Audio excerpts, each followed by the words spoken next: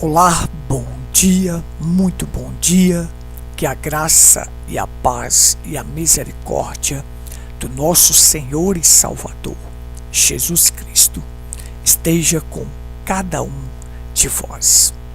Hoje eu quero destacar convosco um assunto seríssimo que se chama os Nicolaítas, ou Nicolaísmo.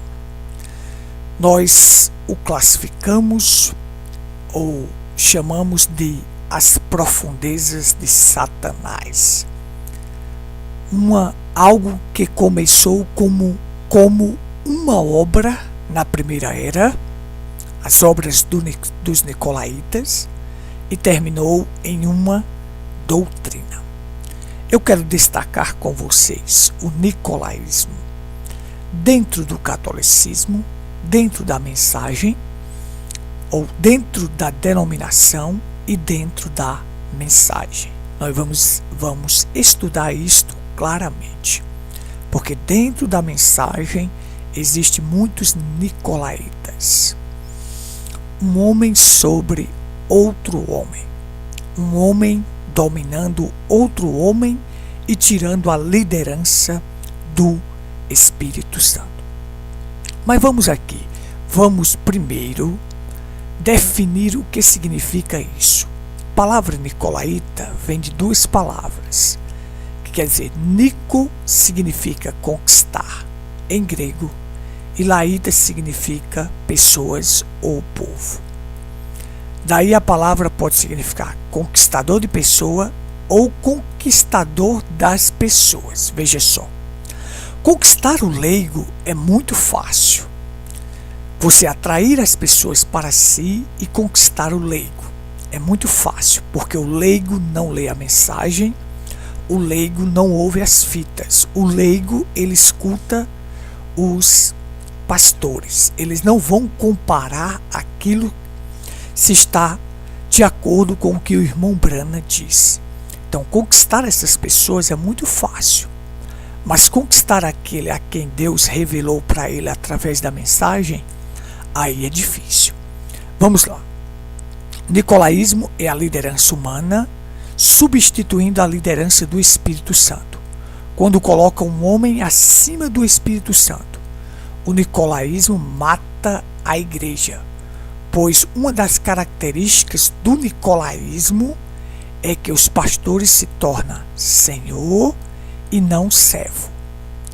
Deus nunca colocou sua igreja nas mãos de uma liderança que se move com inclinação política. Ele deixou a sua igreja aos cuidados de homens ordenados por Deus, cheios do Espírito Santo, vivendo através da palavra, guiando-os para a palavra.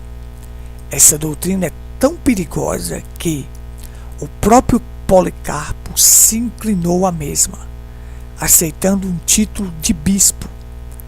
Por isso ele não pôde ser o mensageiro para a era de Esmirna. Ao contrário disto, o seu discípulo Irineu repudiou toda espécie de nicolaísmo e se tornou o mensageiro para a era. Veja só. Aqui nós temos, você sabe que Policarpo foi discípulo de João e Irineu foi discípulo de Policarpo. Você vê que o discípulo se tornou o mensageiro porque repudiou toda espécie de nicolaísmo. Enquanto Policarpo acabou caindo numa manobra de achar que o título de bispo seria maior do que os outros títulos. Mas, como eu expliquei no vídeo passado, bispo, pastor e presbíteros são funções de um mesmo homem. O bispo é aquele que vê por cima, o pastor é aquele que cuida, alimenta, alimenta e guia. O bispo é uma pessoa que vê por cima, é um supervisor da parte espiritual, e o presbítero é um ancião, é uma pessoa experiente é o tempo de vida desta pessoa em Cristo. Então, como eu expliquei, um pastor local ele faz a função de bispo, como supervisor da parte espiritual. Ele é o ancião local, que foi escolhido dentre os anciões para ser o pastor. Então, ele é pastor, bispo e presbítero. É o mesmo homem realizando essas funções sem hierarquia. Mas eles se inclinaram a isto, achando que era uma hierarquia, que o bispo estava acima. Então, acabou Policarpo se inclinando a isto e perdeu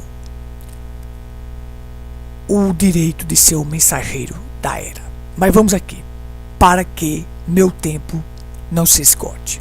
Veja só. Então nós vamos seguir aqui em frente e nós vamos explicar isso aqui mediante a Igreja Católica, o que é o nicolaísmo dentro da Igreja Católica. Veja, aqui nós temos o seguinte.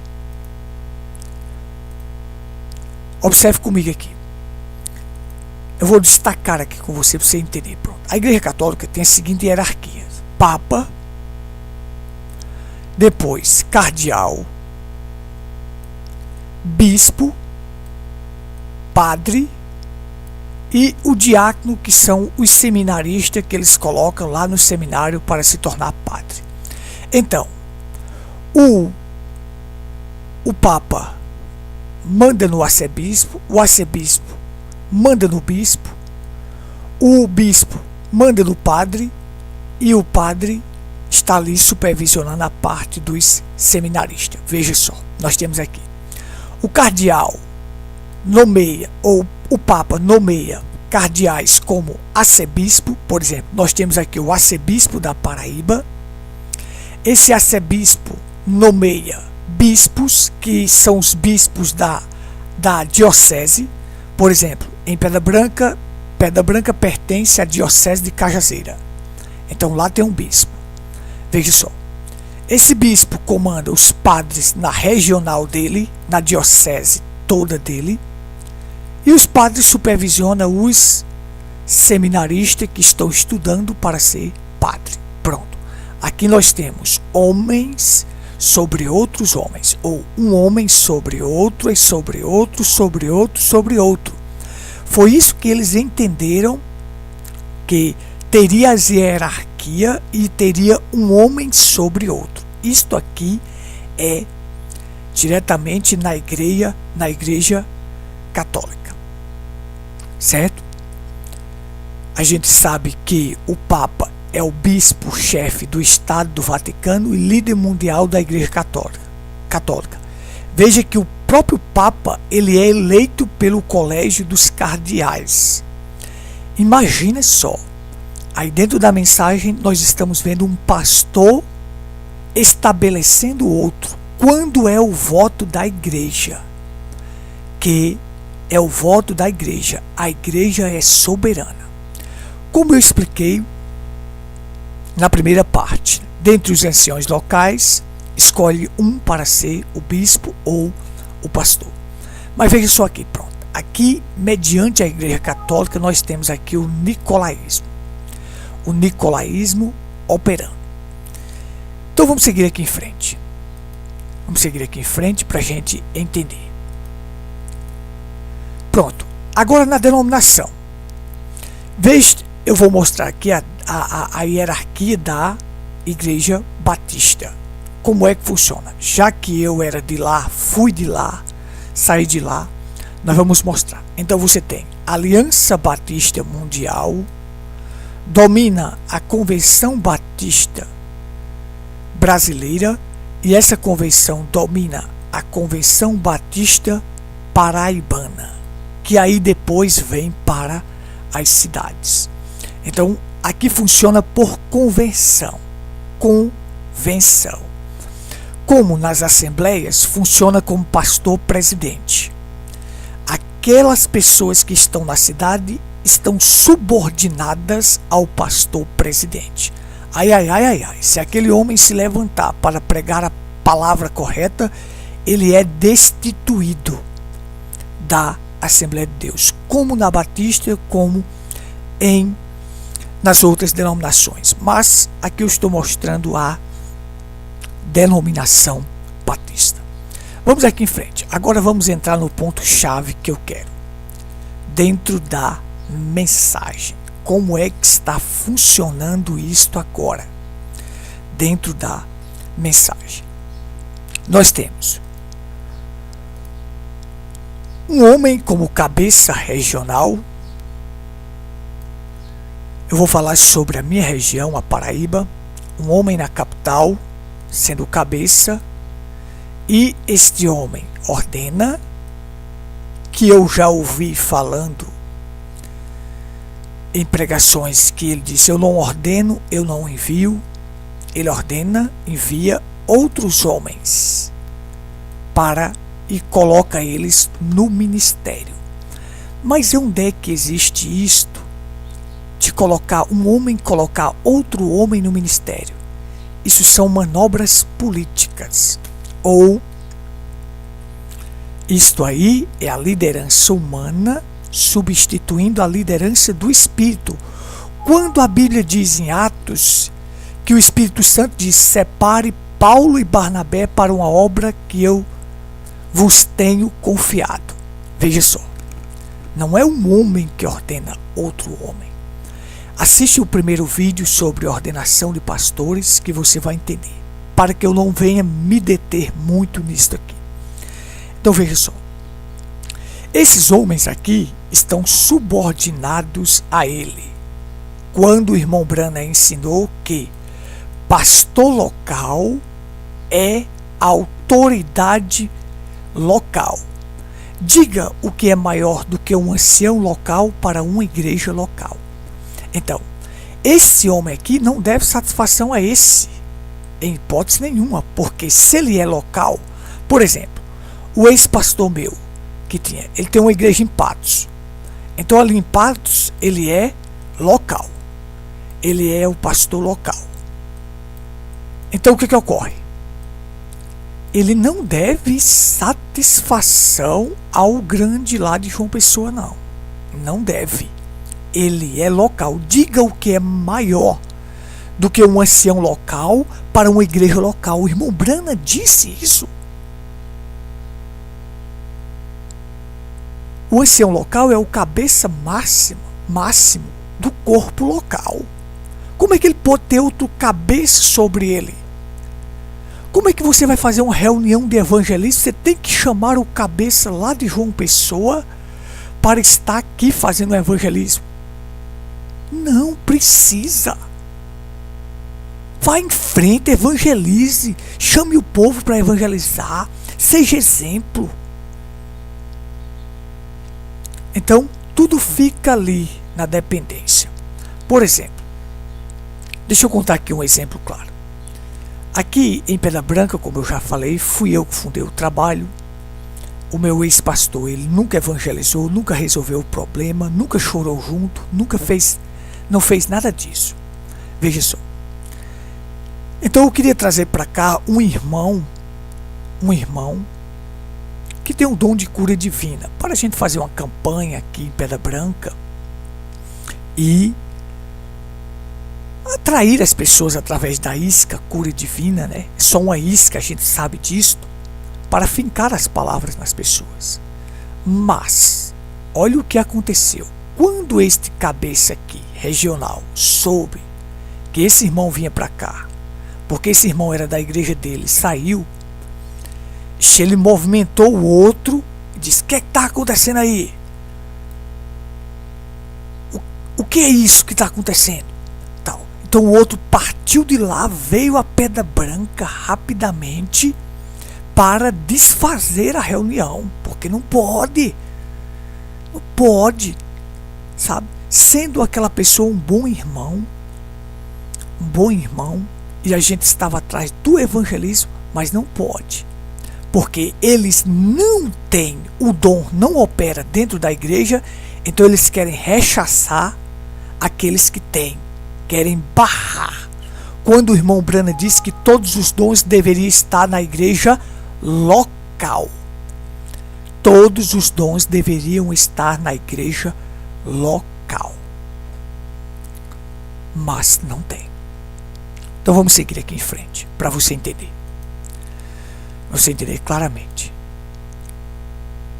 Veja, eu quero destacar aqui alguns pontos principais para você entender. Veja.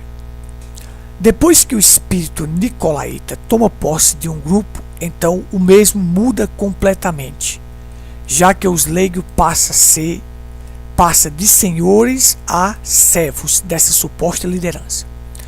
Portanto, este grupo se transforma em uma denominação, uma religião organizada, e automaticamente o mesmo morre, pois Cristo a vida sai do seu meio, e a partir deste momento já não será mais o Espírito Santo quem está agindo na liderança, ordenando ministros ou diáconos ao ministério, mas será apenas homens ordenando homens, pois a palavra foi rejeitada neste grupo. Agora Icabode, foi-se a glória de Deus deste lugar. Porém, se existem eleitos no meio deste grupo, eles sairão do mesmo, seguindo a luz, como Israel fazia no deserto quando a luz deixava o acampamento. Agora veja só. Por que a igreja hoje está vivendo Icabode? Lá se foi a glória de Deus, porque o sacerdócio está errado.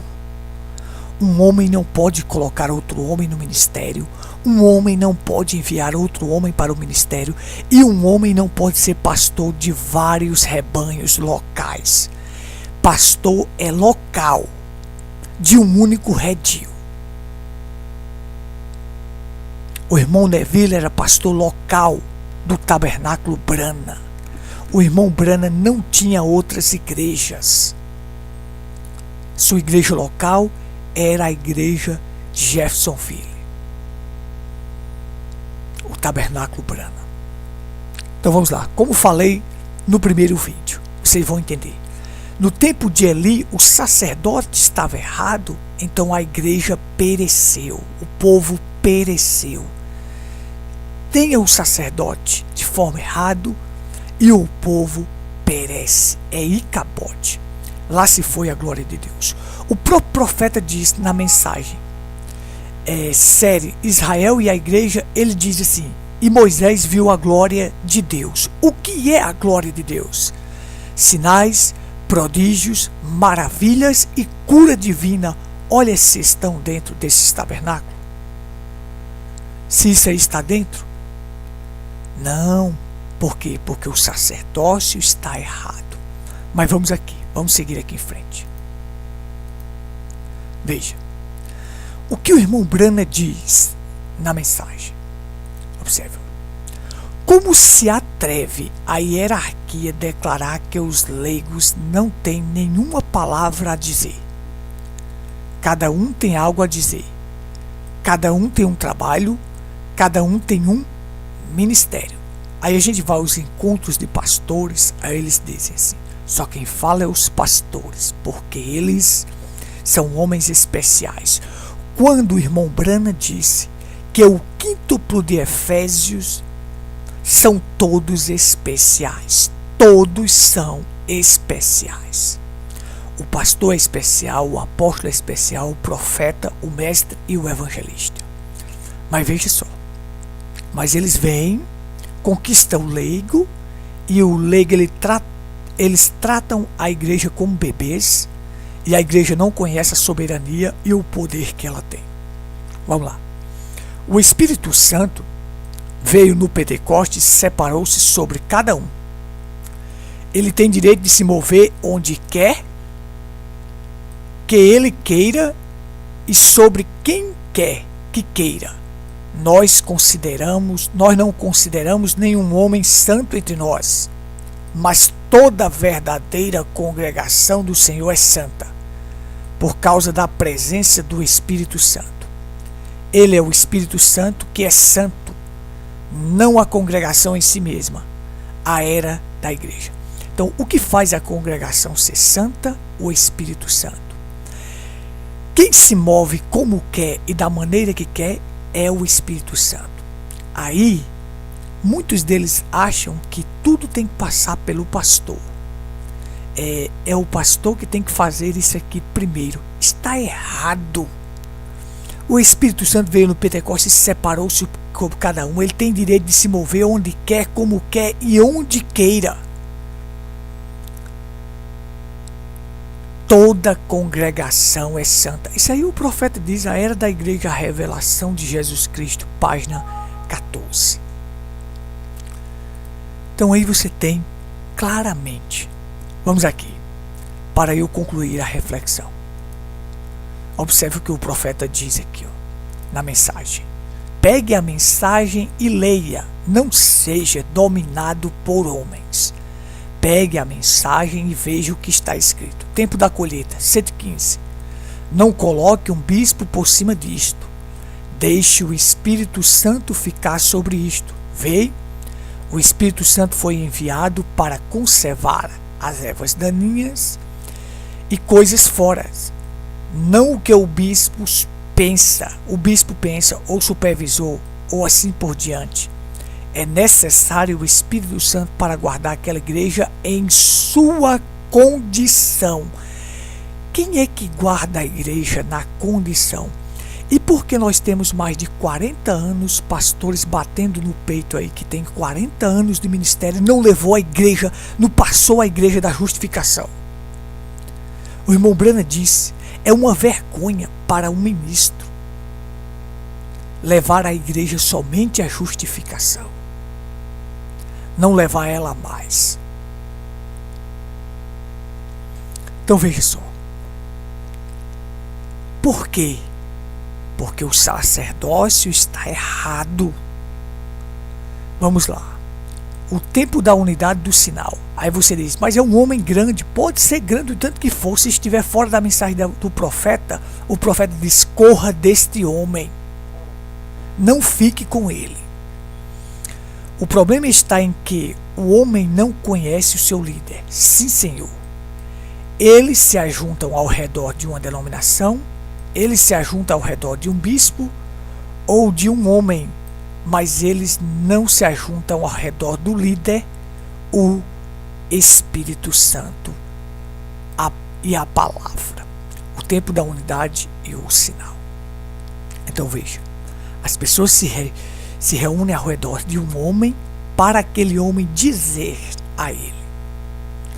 O profeta diz, quando você toma um homem para confirmar sua palavra, no lugar do Espírito Santo, vocês morrerão ali mesmo. Então veja. É isso, eu vou parar por aqui para que o vídeo não seja extenso. Depois nós voltaremos com o assunto um verdadeiro pastor, que devemos ficar ao lado dele. Então que Deus vos abençoe. Lembre-se, não estou aqui tirando o chamado de homem nenhum.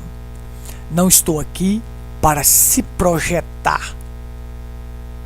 Porque alguém pode dizer, ele quer se projetar acerca de uma nova doutrina. Não. Veja a mensagem do profeta e observe e leia junto comigo. Não estou aqui tirando o que homens não tenham chamado. Teve o chamado. Como Moisés foi chamado para libertar Israel, mas não pôde entrar na terra prometida, porque no caminho da vida, na caminhada, ele feriu a rocha 2 vezes. Então, não entrou. Existem homens que são portadores da semente, mas não são semente. Ou seja, existem pessoas que portam a semente, que tira as pessoas do Egito, mas não entra na terra prometida. Essa mesma pessoa que tirou não consegue entrar, enquanto aqueles que ele tirou entra. Porque dos 2 milhões, Josué e Caleb entrou. Eram apenas jovens e entraram na terra prometida. Veja só, que muitos daqueles que caíram no deserto portavam a semente nos seus lombos. O germe de vida estava neles. Mas eles eram portador da semente, mas não era semente. Os filhos deles, que nasceram no deserto entraram na terra prometida e eles caíram no deserto. Então que isso te ajude, um forte abraço e que Deus te abençoe grandemente.